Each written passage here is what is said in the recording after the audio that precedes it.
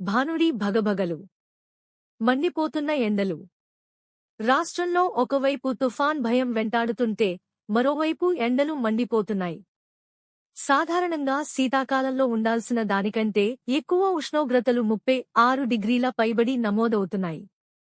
Kakinada rural Sarpavaram నుంచి విశాఖకు వెళ్లే 216 జాతీయ రహదారిపై ఆదివారం మధ్యాహ్నం అధిక వేడికి ప్రజలు ఇబ్బందులు పడ్డారు. తుఫాన్, ఎండల భయంతో జనం అల్లాడిపోతున్నారు.